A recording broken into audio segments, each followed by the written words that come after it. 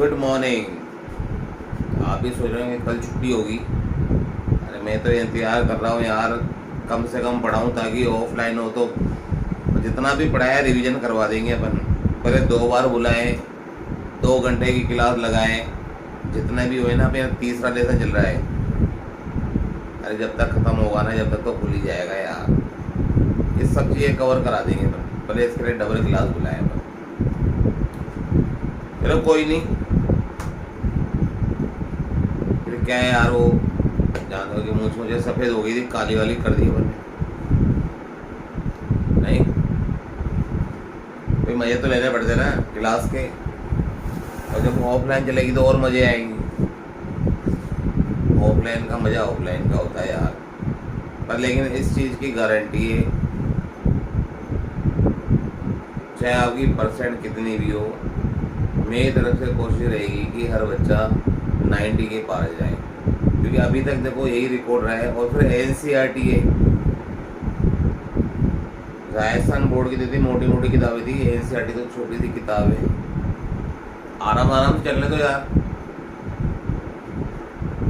और भैया जो टेस्ट अभी तक टालते जा रहे हैं, लेसन नंबर 1 का टेस्ट 1 लाइन वाला होगा, क्योंकि नीट में तो उसमें एक आध साल छोड़ के एक आध साल एक क्वेश्चन आता है पहले लेसन में, तो ऑब्जेक्टिव नहीं बनाएंगे उसका। तो जो भी है भैया, हमने लास्ट क्लास में लेसन नंबर 2 पढ़ रहे थे। ये लास्ट क्लास है, नहीं परसों कर लें, उसके एक दिन पहले। अब उसके अंदर हमने क्या पढ़ा था भी, पराग कण की संरचना बताई थी। पराग कण से नर युग्मकोद्भिद का विकास हुआ था, उसके बारे में बात चल रही थी भैया। तो उसमें पराग कण की संरचना में आवरण बता दिए थे भी हमने। हमारे टॉपिक चला था पराग कण की संरचना। देख लो भैया, अब पराग कण की संरचना यानी कि उसमें संरचना में लघु बीजाणु जनन पढ़ रहे थे, कैसे परागकण बने थे। फिर परागकण की संरचना पढ़ रहे थे भैया अपन। और आपको याद हो भैया, परागकण की संरचना में लास्ट डायग्राम हमने बनाया था ये वाला, याद है ना अच्छे से। देखो लास्ट डायग्राम बनाया था, एक बार समझा देता हूँ शॉर्ट में। क्या पढ़ा था भैया, प्रत्येक परागकण की संरचना में डबल आवरण था, ये वाला डबल आवरण। और आपको याद है भाई, इनमें से इन आवरण के नाम क्या थे। ये जो आवरण था बाहर वाला आवरण, ये था डार्क। ये हमने डार्क क्या था, मोटा आवरण होता है। देखो ये मोटा आवरण बना दिया भैया। और इसमें 3 जगह पर जनन छिद्र थे, ये वाले। अब एक क्वेश्चन आया भैया, उदय गौतम ने क्वेश्चन पूछा, सर जनन छिद्र के कार्य क्या होता है। जनन छिद्र यदि प्राणियों में है तो मैथुन क्रिया में सहायता करेगा। लेकिन अभी परागकण के बारे में बताएंगे अपन। मैंने कहा उसने क्वेश्चन पूछा था, मैंने कहा बताएंगे, सबको बता देंगे। अब ये जो बाहर वाला आवरण होता है, ये कठोर होता है, इसके ऊपर ये कठोर होता है, मोटा होता है, अलंकृत होता है। ये परागकण की संरचना हमने समझी थी। आज पुष्प के अंदर नर जो होता है उसके बारे में सब पढ़ लेंगे अपन, कंप्लीट हो जाएगा।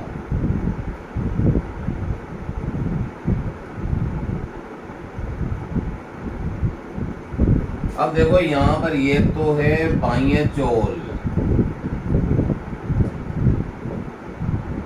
कैसा होता है भैया, मोटा होता है,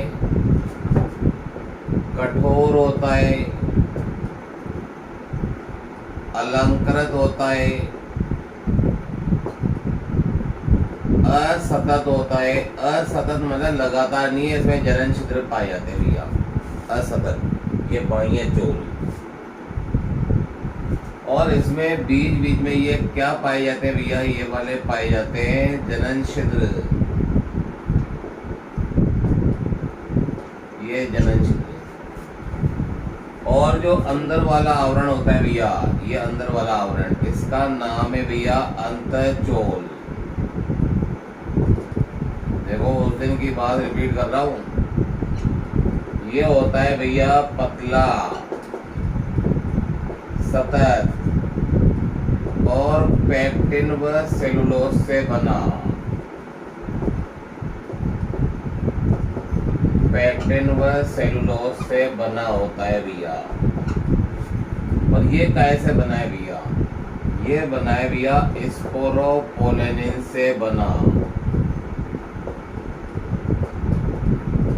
स्पोरोपोलेनिन से बना होता है भैया। ये देख लो, यही तो पढ़ा है अपन ने। देख लो भैया, अरे यही पढ़ा है अपन ने।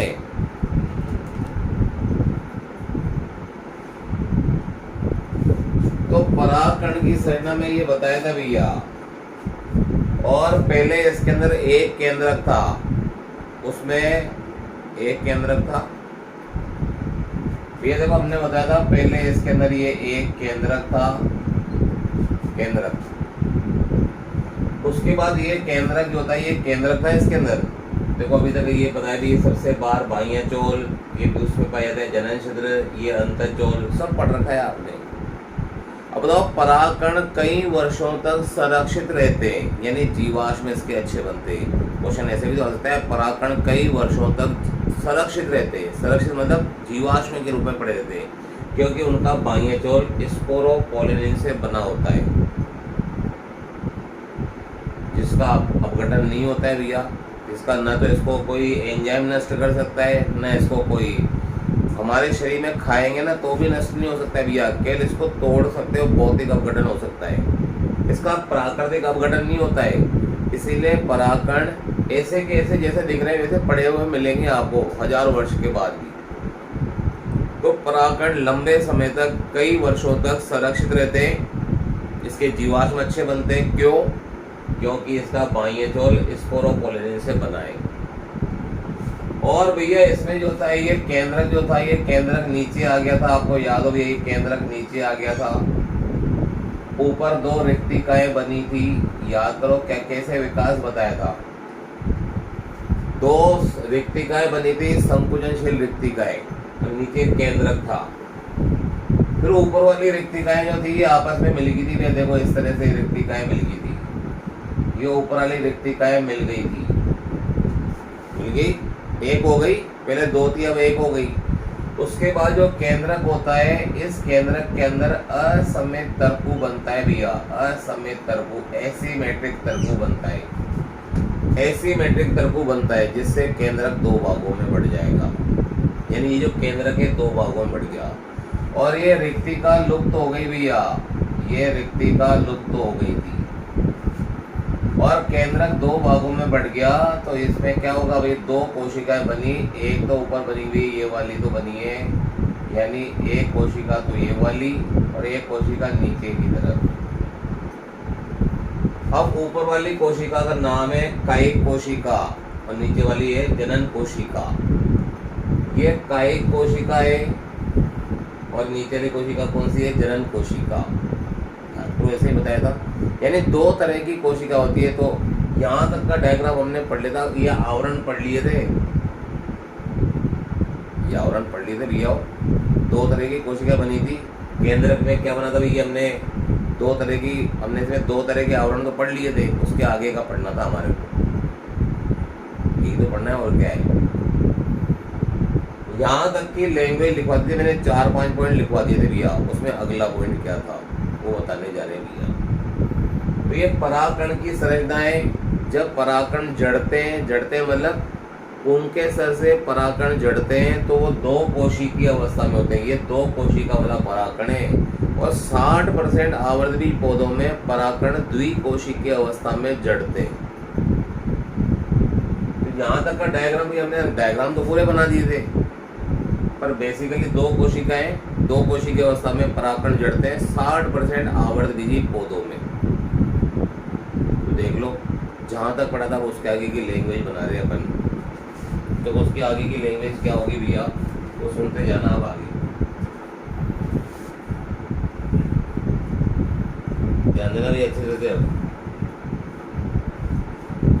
अब देखो यहाँ बताएंगे 5 मिनट हुए लगभग इसमें। अब अगला पॉइंट, परागकण। परागकण में देखो आवरण हो गए थे, सब हो गया था भैया। पराकण में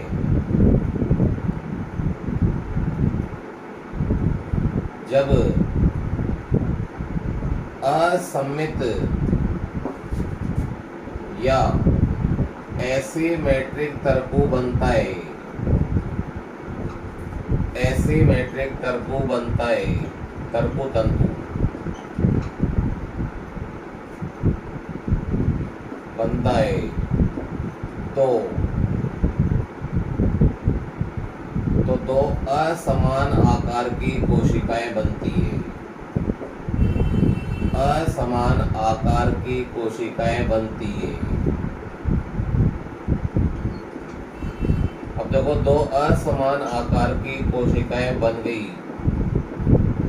है।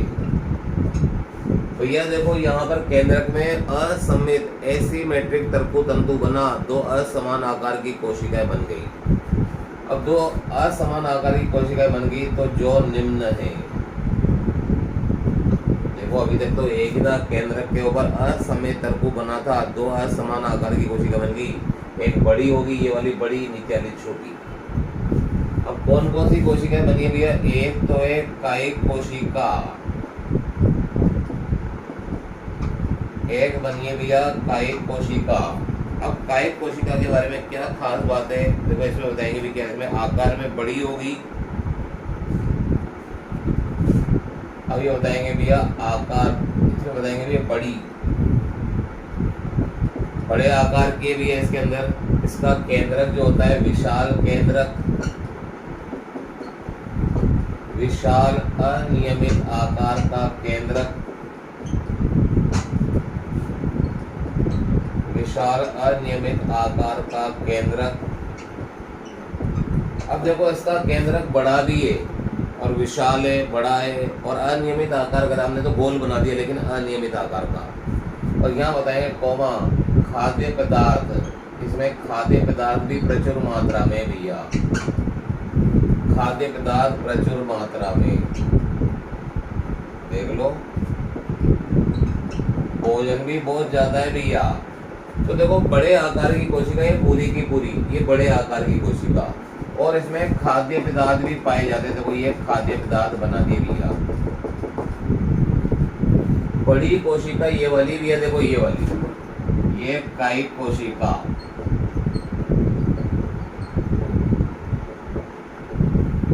और ये वाली छोटी होती है भैया जनन कोशिका। तो दो तरह के आवरण हो गए, जनन छिद्र हो गया, दो तरह की कोशिका होगी। अब पहली कोशिका बड़ी है, देखो इसमें बड़ी और छोटी क्यों बनी? क्योंकि असममित तर्कु बना है भी, असममित एसिमेट्रिक तर्कु।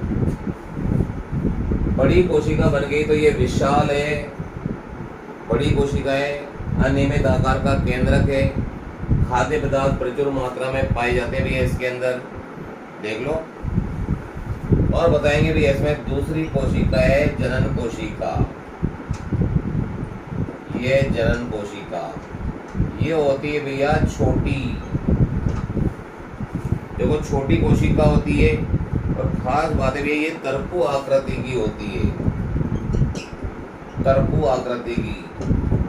देखो तर्कु का अर्थ है ये ऐसी बनी है भैया, देखो इस तरह से तर्कु आकृति बोलो, लेंस रूपी बोलो, आंख का लेंस वैसी होती है, मसूराकार बोलते हैं इसको कल। तो तर्कु आकृति की होती है, यहाँ पे इसको एक नाम और बोल सकते भी है इसमें, इसको मसूराकार, मसूराकार। वैसे तो आपको ये वाला वर्ड याद रखना है, तर्कु आकृति की होती है, मसूराकार होती है, और इसमें सघन जीद्रव्य होता है भैया, घना जीद्रव्य, घना या सघन जीद्रव्य, इसका जीद्रव्य सघन होता है भैया, देख लो। छोटी है, तर्कु आकृति है, या मसूराकार है, सघन या घना जीद्रव्य होता है। और खास बात देखो इसमें क्या है, खास बात होती है ये जो जनन कोशिका होती है, ये जनन छिद्र नहीं, जनन कोशिका। अब देखो ये जनन कोशिका जो होती है कायिक कोशिका के कोशिका द्रव में तैरती है।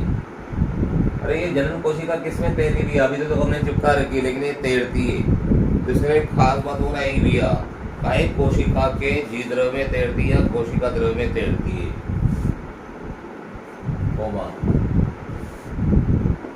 कायिक कोशिका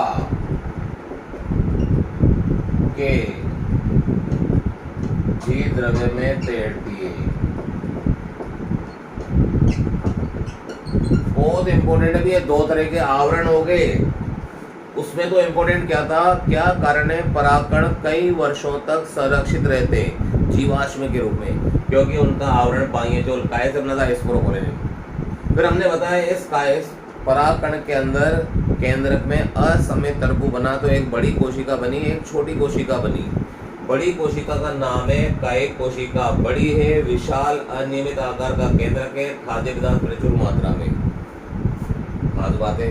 फिर छोटी कोशिका कौन सी गई, छोटी कोशिका जनन कोशिका छोटी होती है, तरकु आकृति की होती है, सघन घना जीद्रव्य होता है। और बताया कायिक कोशिका के जीद्रव्य में तैरती है। ये कायिक कोशिका उसके जीद्रव्य में तैरती है। अब ये दो कोशिका वाला परागकण हो गया। तो जब यह परागकण जड़ते हैं, देखो ये बनाया था हमने, पुंकेसर बनाया था इस तरह से, ये पुंकेसर बनाया था इस तरह से। ऊपर क्या था, परागकोश, नीचे क्या था भैया, पुतंतु, और ये डायग्राम था पुंकेसर का। अब इसमें परागकोश से जब परागकण जड़ते हैं, ये परागकण, तो ये द्विकोशिकीय अवस्था में होते भैया। अब बताओ इसकी द्विकोशिकीय अवस्था कौन सी, दो कोशिकाएं कौन सी, एक कायिक कोशिका और एक जनन कोशिका। तो यहाँ बताएंगे क्या, अगला पॉइंट, 60% आवर्तबीजी पौधों में। अब आवर्तबीजी जानते हैं ना, जिनमें पुष्प आते हैं, 60% आवर्तबीजी में परागकण द्विकोशिकीय अवस्था में जड़ते, द्विकोशिकीय अवस्था में जड़ते। देख लो भैया, 60% में तो द्विकोशिकीय अवस्था में जड़ते हैं ये, देख लो। तो इसका ये यहाँ तक का स्क्रीनशॉट ले लो भैया, यहाँ तक का स्क्रीनशॉट ले लो।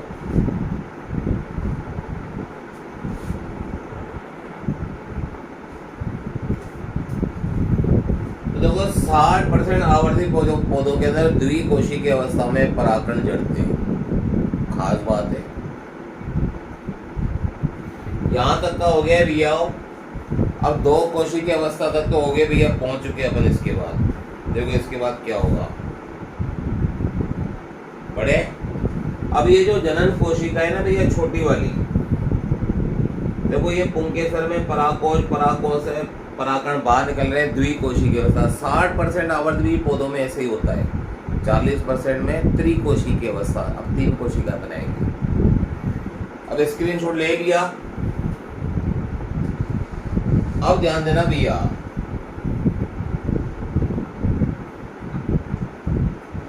देखो इसके बाद बता रहे हैं, जो जनन कोशिका होती है, इसमें वापस से समसूत्री विभाजन होता है भैया।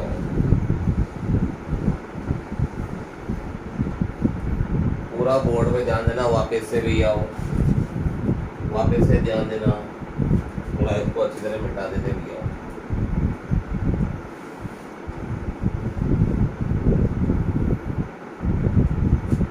देखो इसके बाद क्या होगा भैया, यहाँ पर जो जनन कोशिका बनी है, ये जनन कोशिका जो होगी दोबारा से डिवाइड होगी भैया।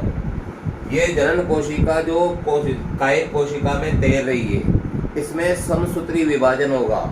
और समसूत्री विभाजन होगा तो क्या होगा, ये जनन कोशिका जो होती है, ये भी 2 भागों में बढ़ जाएगी भैया। देखो ये जनन कोशिकाएं 2 हो गई भैया, यानी जनन कोशिका में वापस से विभाजन हुआ है। और अब ये जनन कोशिका जो होती है, ये 2 जनन कोशिकाएं बता रहे भी इस तरह से। असली में अब इनको कहते हैं नर युग्मक। एक जनन कोशिका 2 भागों में बढ़ गई, तो जनन कोशिका काय में बदल गई भैया, ये वाली 2 नर युग्मकों में विभाजित। दो नर युग्मकों में विभाजित, मतलब जनन कोशिका में क्या हुआ, समसूत्री विभाजन। तो देखो अगला पॉइंट क्या है, अगला पॉइंट है भैया जनन कोशिका समसूत्री विभाजन द्वारा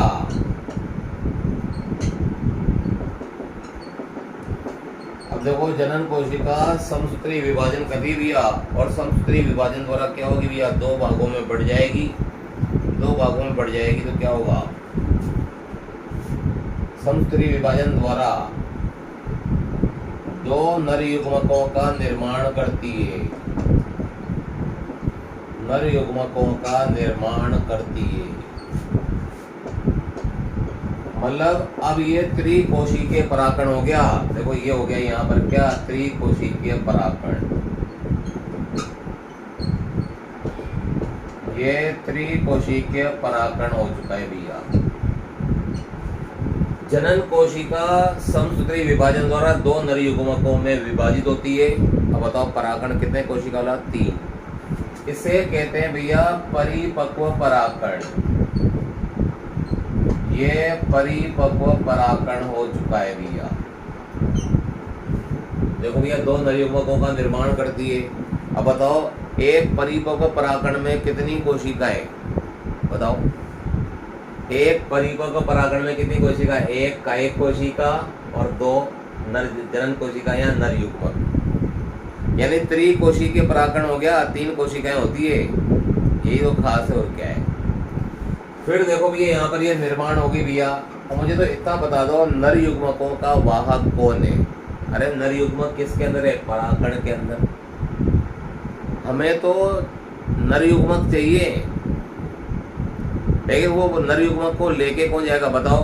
पराकोश से पराकण निकले, अब आगे जाएंगे मादा में, मादा यानी जायांग।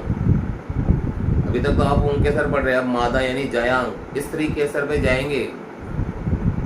तो ये बता रहे भी आखिर पराग जो नर युग्मक होता है वो उसको लेके कौन जा रहा है, पराकण। तो बताओ नर युग्मकों के वाहक कौन है, पराकण। तो अगली खास बात है भैया, नर युग्मकों का वाहक भैया, नर युग्मक तो पराकण में, नर युग्मकों का वाहक पराकण है। ये ऐसी की ऐसी लैंग्वेज आई भैया। पता नर युग्मकों का वाहक है, नर युग्मक किसके अंदर है, पराकण के अंदर। तो नर युग्मक को देखो यहाँ से यहाँ ये द्विकोशिकीय पराकण, इसमें नर युग्मक जनन कोशिका है, उसको लेके कौन जा रहा है, पराकण। तो ये बताए भैया। अगला पॉइंट सुन ले भैया, इसके बाद क्या होगा वो समझने वाली बात है। देखो क्या, पहले इसका भी इसमें ये तो बना ही लिया था अपने, याद रखा। अब थोड़ा सुनना ध्यान से। अब भैया ये जो होता है, ये जो नर युग्मक होता है, अब ये पूरा पराकण है, अब इसको अंकुरण होगा। जैसे पूछा था उदय गौतम ने कि सर जनन छिद्र का कार्य क्या है, इससे निकलेगी पराग नलिका, इससे पराग नलिका निकलेगी। पराग नलिका तो निकलेगी जब तो वो भैया मादा के अंदर, स्त्री केसर के अंदर, मादा यानी जायांग, जायांग के स्त्री केसर में ये नर युग्मक कहाँ तक ले जाओगे, अंडाशय तक लेके कौन जाएगी, पराग नलिका। तो देखो यहाँ बताएंगे भैया। अब इसमें क्या होता है, अधिकांश जो जब परागण जड़ते हैं, तो ये जो परागण जड़ते हैं द्विकोशिकीय अवस्था, तो इनके जीवन काल होता है केवल 30 मिनट का, अधिकांश में 30 मिनट का, कुछ में कई महीनों तक का होता है। तो यहाँ बताएंगे जब परागण जड़ते हैं यानी द्विकोशिकीय अवस्था है, तो उनकी अधिकांश पौधों में अब इनकी जो जीवन क्षमता होती है, अधिकांश पौधों में जीवन क्षमता 30 मिनट की होती है, 30 मिनट की होती है।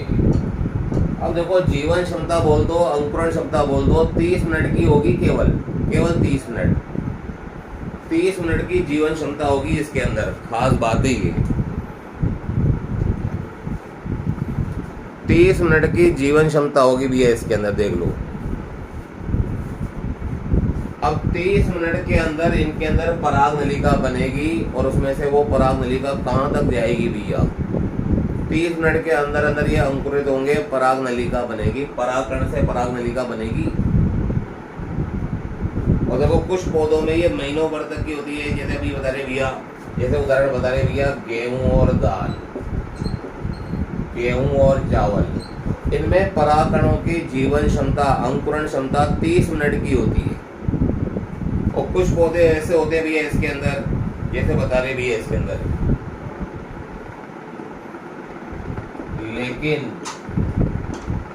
लेकिन रोजेसी कुल, देखो लेकिन रोजेसी कुल है, दूसरा है लेग्यूमिनोसी, रोजेसी कुल। देखो रोजेसी में तो आता है गुलाब, लेग्यूमिनोसी में आता है मटर, चना, सेम, और सोलोनेसी, सोलोनेसी कुल में आता है भैया धतूरा। अब देखो क्या बताया, सभी गेहूं और धान में परागकण की जीवन क्षमता केवल 30 मिनट है, लेकिन यहाँ बता रहे भैया रोजेसी, लेग्यूमिनोसी और सोलोनेसी, इनके अंदर इनकी सोलोनेसी के पौधों में परागकण की जीवन क्षमता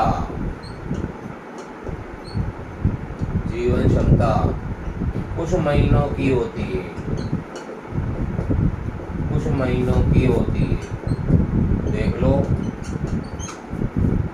अरे गेहूं और धान में परागकण की जीवन क्षमता 30 मिनट की है, 30 मिनट बाद मर जाएंगे, लेकिन वैसे के वैसे पड़े रहेंगे। बताओ 30 मिनट में मर तो जाएंगे, लेकिन ये जीवाश्म में वैसे के वैसे पड़े रहेंगे, क्योंकि इनके बाहर स्पोरोपोलिन का आवरण है। तो देखो गेहूं और धान में तो 30 मिनट की, लेकिन रोजेसी यानी गुलाब, लेग्यूमिनस यानी मटर, सोलोनेसी यानी धतूरा, इनमें परागकणों की जीवन क्षमता कुछ महीनों की होती है। देख लो ये इनकी जीवन क्षमता बता दी भैया। अब खास बात बताएंगे कि इसके अंदर क्या। अब जो जनन छिद्र होता है यहाँ से निकलेगी, अंकुरण होगा ना परागकणों का, इसका अंकुरण होगा, तो जनन छिद्र से क्या निकलेगी? पराग नलिका। तो अगला पॉइंट बताएंगे भैया,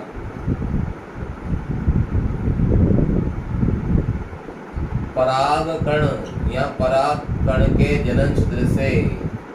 अब 3 जनन छिद्र है तो पराग नलिका तो किसी एक से निकलेगी, एक। तो यहाँ बताएगी परागकण के जनन छिद्र से पराग नलिका निकलती है, पराग नलिका निकलती है। अब देखो जनन छिद्र से पराग नलिका निकलेगी, पराग नलिका निकलेगी, पराग नलिका निकलती है। इस अवस्था को अंकुरित परागकण कहते हैं। इस अवस्था को अंकुरित परागकण कहते हैं। देख लो भैया अंकुरित परागकण हो चुका है। अब कैसे बनेगा डायग्राम में वो सुनना। देखो ये द्विकोशिकीय परागकण हो चुका था। अब इसके बाद क्या होगा भैया, देखो ये नीचे जनन छिद्र बता रहे हैं, यहाँ से जनन छिद्र से पराग नलिका निकलेगी इस तरह से। ये देखो यहाँ से जनन, ये पराग नलिका निकल गई।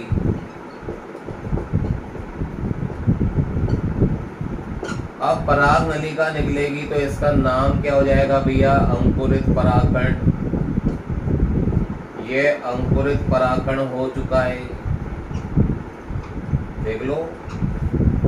और ये दोनों नरयुग्मक जो होंगे इसके अंदर आ जाएंगे भैया, ये दोनों नरयुग्मक इसके अंदर आ गए।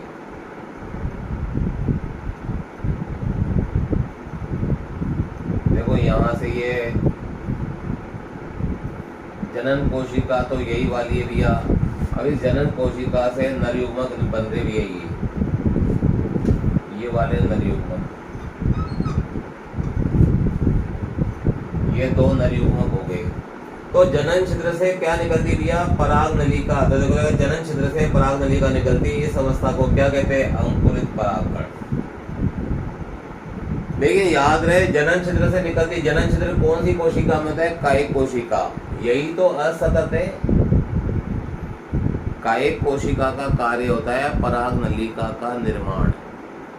तो पराग नलिका निकल गई है कहां से, जनन छिद्र से। ये अंकुरित परागकण हो गया भैया, अंकुरित परागकण। तो स्क्रीनशॉट ले लो भैया और जूम पे वापस जुड़ जाओ।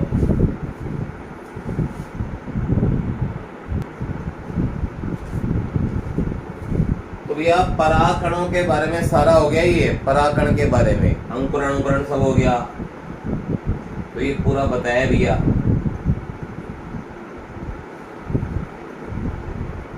बड़े आगे अब तो अब यह परागकण की संरचना भी हो गई, नर युग्मकोद्भिद। ये जो बताया भी आपने इसमें, ये नर युग्मकोद्भिद बताया, क्योंकि परागकण क्या होता है, नर युग्मकोद्भिद। असली में नर युग्मकोद्भिद ये वाला है, अंकुरित परागकण को ही कहते हैं नर युग्मकोद्भिद। यानी ये जो अंकुरित परागकण होता है इसको नर युग्मकोद्भिद कहते हैं भैया।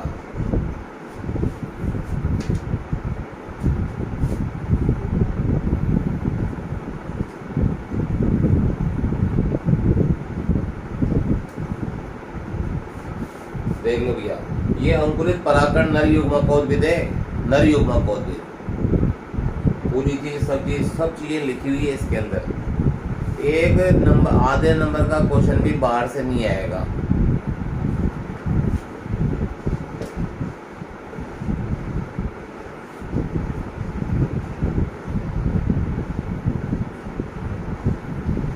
देखो खास बात बताऊं, जब 3 साल पहले एनसीईआरटी चलती थी ना, तो हमारे कई सारे बच्चों के 100 में 100 आते, क्योंकि सिलेबस कम है ना इसमें। पर कई सारे पढ़ाने वालों को एनसीईआरटी समझ में ही नहीं आती है। ऐसा है, असलियत है, क्योंकि उनके यहाँ से कभी 100 नंबर नहीं आते। छुड़ा छुड़ा के पढ़ाएंगे तो ऐसे ही होगा, और क्या है। लेकिन अपना रिकॉर्ड राजस्थान बोर्ड में तो था ही थे, लेकिन एनसीईआरटी के अंदर भी अपना अच्छा रहा हुआ है। अब देखो परागकण, या इसको कहते हैं पराग का महत्व। महत्व बता रहे भैया, आर्थिक महत्व, क्या लाभ है क्या हानि है। अब परागकण का या पराग का महत्व पढ़ने जा रहे भैया। अब महत्व में क्या होगा, पहले तो आता है लाभ। लाभ और हानियां दोनों पढ़ेंगे भी इसके अंदर, लाभ और हानियां। देखो लाभ क्या क्या है, पहले इसको समझ लेते हैं भी इसके अंदर। अब देखो पहला लाभ बताएंगे, परागकण पोषक पदार्थों से भरपूर होते हैं। पोषक पदार्थों से भरपूर होते हैं, बहुत भरपूर है भैया। इतने ज्यादा पोषक पदार्थ हैं कि इनको कई सारे व्यक्ति तो खाने में काम में लेते हैं। आहार संपूरक भैया बताएंगे। और इनका उपयोग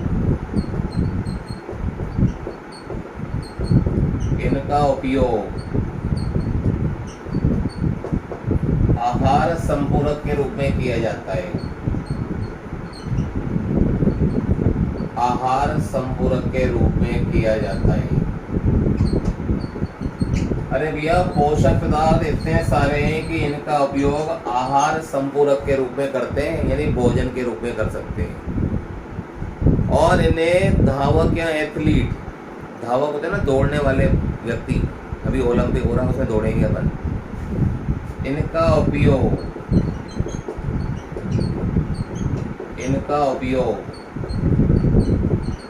एथलीट या धावक, जो दौड़ने वाले व्यक्ति है, एथलीट या धावक, गोलियों के रूप में। गोलियां क्या होती है भैया, टेबलेट।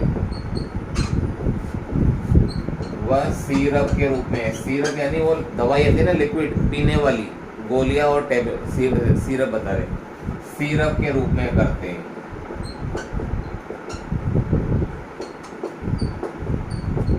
और भैया जो विदेश है, फॉरेन कंट्री है, वहां पर क्या होता है, घोड़े भी दौड़ते हैं।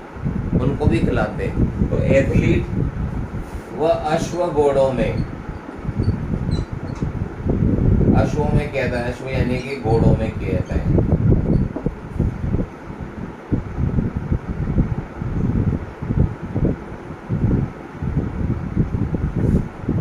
तो ये इनका उपयोग कौन करता है? एथलीट या अश्व घोड़े में खिलाने में किया जाता है इसका उपयोग। ये पहला उपयोग हो गया भैया। ये पहला उपयोग बताया भी है इसके अंदर, बहुत खास बात है। मतलब इससे क्या होता है, खिलाड़ियों की जो कार्य क्षमता, खिलाड़ी तेज दौड़ते हैं, इसके बहुत तेज दौड़ते हैं। देखो दूसरा भी है इसके अंदर, पराग कणों से पराग क्रीम बनाई जाती है। पराग क्रीम बनाई जाती है। अब पराग कणों से को एक तो एथलीट को खिला रहे, आहार संपूरक है, आप भी खाओ, आपके अंदर एनर्जी भरपूर होगी। गोलियां आती है, इसकी टैबलेट आती है भैया, इसकी टैबलेट आती है। और ऐसा इसकी टैबलेट जो होती है इस तरह से बना रहे हैं, एक डायग्राम किताब में बना रखा है हमारी किताब में इस तरह से।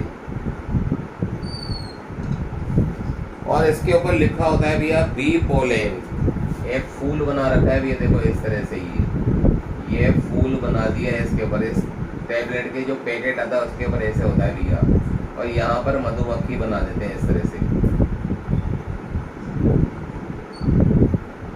ये मधुमक्खी बना दी गई इसके ऊपर, देखो। और इसके ऊपर फूल के ऊपर मधुमक्खी बना रखी है, इसके ऊपर लिखा होगा बी पोलेन।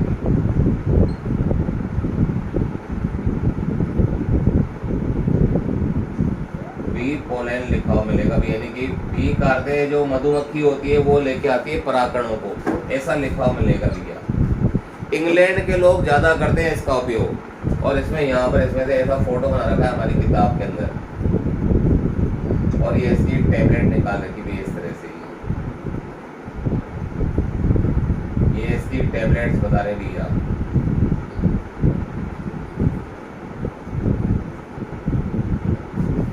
देख लो भैया, ऐसा डायग्राम दे रखा है किताब के अंदर।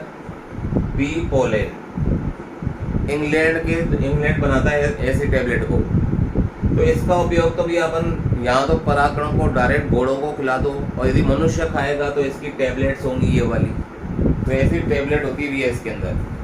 और खास बात होती है इसमें 30 गोलियों का पूरा पत्ता आता है। ये एथलीट खाते, तेज दौड़ते, फिर परागकणों से पराग क्रीम बनाई जाती है जो पराबैंगनी किरणों से रक्षा करती है, जो पराबैंगनी किरणों से रक्षा करती है। यदि आपने इस क्रीम को लगा दिया, क्रीम लगा दी फेस पे, तो पराबैंगनी किरणों का असर नहीं रहेगा हमारे पर, यानी स्किन कैंसर से बचाया जाएगा, त्वचा के कैंसर से बचा सकती है क्रीम। तो 2 लाभ हो गए भैया, देखो इसके 2 लाभ हो गए इसके अंदर। अब इसकी हानियां क्या क्या है वो बताएंगे भैया।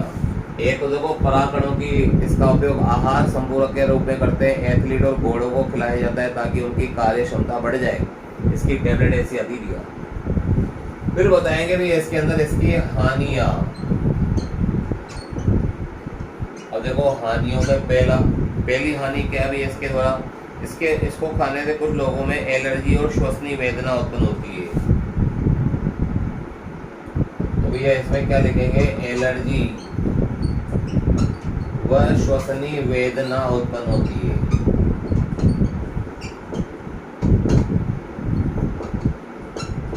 मतलब जो परागकण होते हैं इनसे एलर्जी होती है, कई व्यक्तियों को एलर्जी होती है, श्वसन लेने में कठिनाई, श्वसनीय वेदना, यानी कि अस्थमा वगैरह हो सकता है।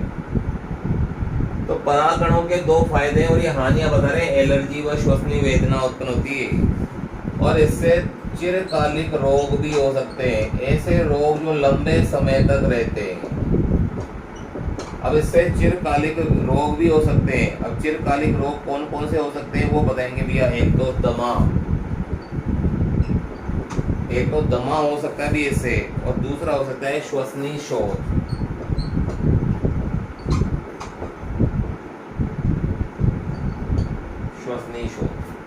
ब्रोंकाइटिस, यानी गले की जो श्वसन नाल होती है, उसमें सूजन आ जाती है। या तो श्वसन लेने में कठिनाई, अस्थमा, अस्थमा यानी दमा, और श्वसनी वेदना। श्वसनी वेदना क्या होती है? ब्रोंकाइटिस यानी कि श्वसनी शोथ। तो देखो 2 लाभ हो गए, 2 हानि। और ये भी क्वेश्चन आता है कि भैया परागकणों से कौन से चिरकालिक रोग होते हैं? चिरकालिक यानी लंबे समय तक, जब तक व्यक्ति जिंदा रहेगा, जब तक ये रोग रहते हैं भैया। तो ये 2 रोग हो गए भैया, 2 लाभ हो गए, 2 हानियां हो गई, देख लो।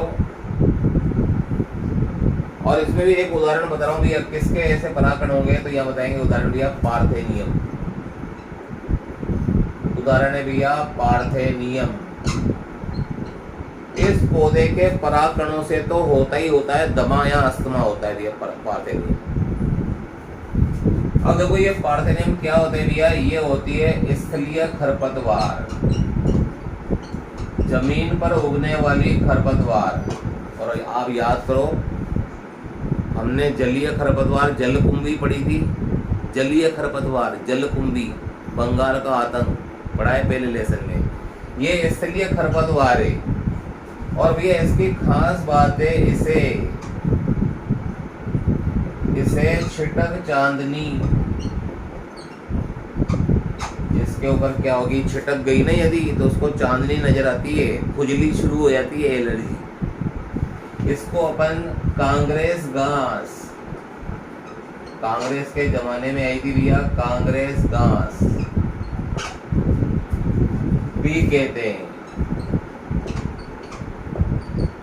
एक पौधा बता रहे भैया, देखो यदि क्वेश्चन है जलीय खरपतवार, स्थिर जल में तैरने वाली खरपतवार, वो तो जलकुंभी, बंगाल का आतंक, वाटर हाइसिंथा पढ़ा था।